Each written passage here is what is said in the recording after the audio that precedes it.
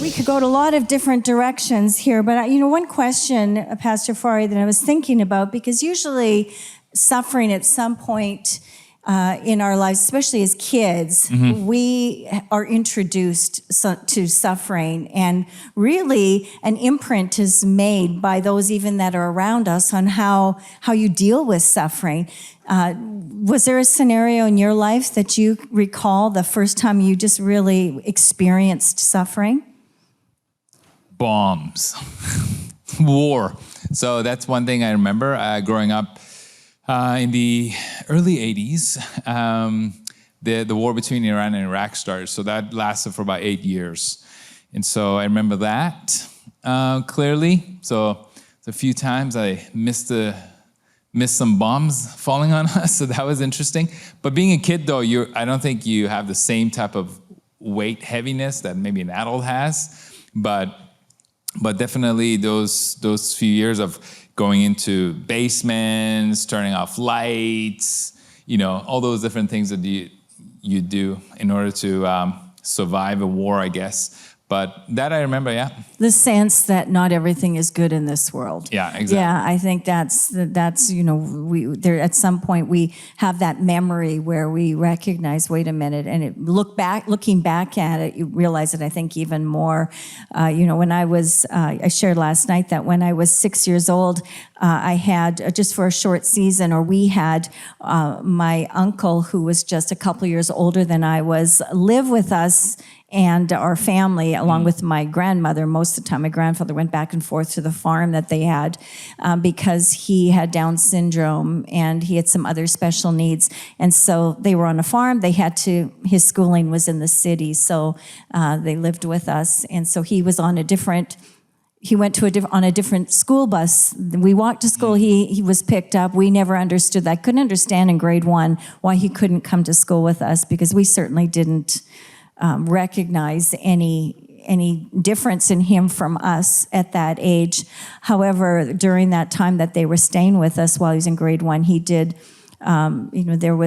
he caught something, he was hospitalized, and unfortunately he passed away. And that was during that season, and going home from school, running through the door, I think like you mentioned, the kids coming when you came home, and we'd run through the door, it's like, Mom, we're home, and we saw my mom and my grandma, and they obviously were crying, and they were just so sorrowful. And it was my first introduction to sorrow. It was the first introduction to death.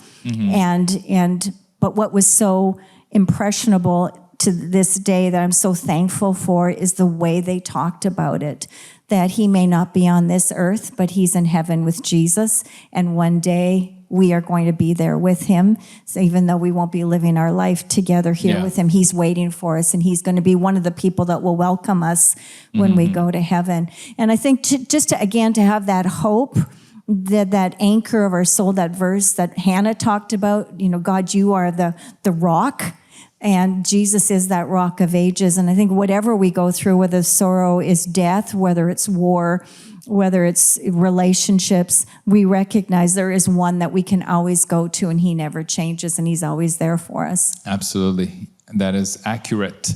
And for myself now, as obviously we didn't grow up Christian, but being a Christian now, looking at what the scriptures teach us about suffering, I remind myself when I'm going through a difficult time that these two things. One thing is that my trial is actually light and temporary, like Apostle Paul says in 2 Corinthians.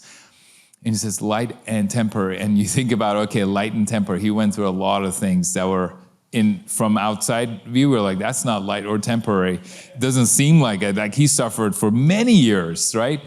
But the fact of the matter is that there is an eternal glory being built up in us for those who are believers, this everlasting honor and distinction that's actually being built up on the inside of us, that's eternal. Yeah. And it's heavy. So compared to our suffering now, which is light and momentary, because regardless of how many years we suffer, there's going to be an end to it.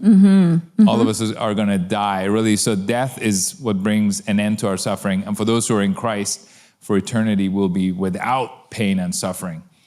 And so I remind myself of that, okay, my trial is temporary. And also in the trial, actually my faith is being tested. So yes, I'm actually going to become a better person afterwards. And so some of you might be experiencing that when you go to a gym, right? You're like, why do I do this to myself?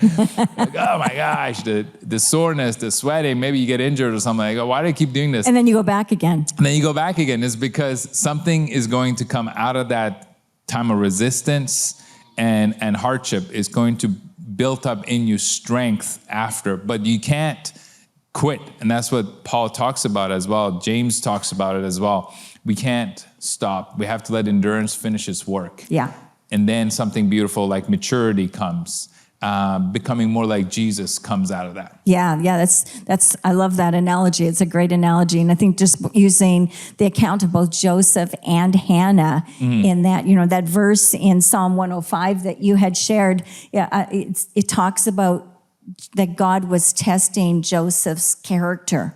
Actually, in the NLT, it says, and God in testing Joseph's character. So he was put in fetters. He sold into slavery. Talk about events that could, that he's got to have counseling for later on. Everything in his life as a young boy, he could have played the blame game. I am or where the victim card. All of those things. But he chose to allow God to test his character. And as a result, the fulfillment of what God's plan actually was in all of that suffering, God had to get somebody into Egypt. He knew the famine was coming, and he knew who to pick in order to continue to allow his people to thrive. And he sent Joseph. Absolutely. But he didn't send it in the way that any of us would like to go. But he allowed the verse that said the testing of our faith produces patience. And Joseph passed that test.